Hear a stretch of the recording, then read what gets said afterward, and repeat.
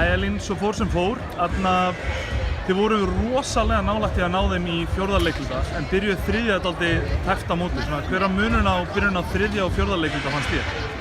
Í byrjun á þriðja komum við inn í leikinn og jú, við ætlum að vera ákveðnar og jú, við ætlum að gera hlutina. Við gerðum það bara ekki nógu vel.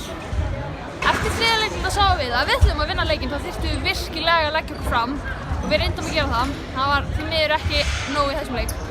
Nei, eftir að komist nálægt þeim og vorum 3 stöðum frá, en þá breyttist eitthvað í, já, það var reynilega kannski bara Hauka með frekar Nikkar, en hvernig fannst þér liðið bregðast við hvað kviknaði aftur á Haukum í fjórða?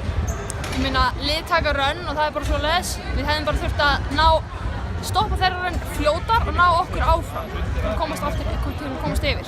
Æ, nú er það bara heimasigur. Hvernig ætlaði að nálgast næsta heimaleikinn ykkar til að ná sýrunum? Við þurfum að spila betri vörn og við þurfum að vera ákveðnari. Við þurfum virkilega að vilja að vinna leikinn og ég trúi því að mitt lið komi inn ákveðið og við tökum næsta leik.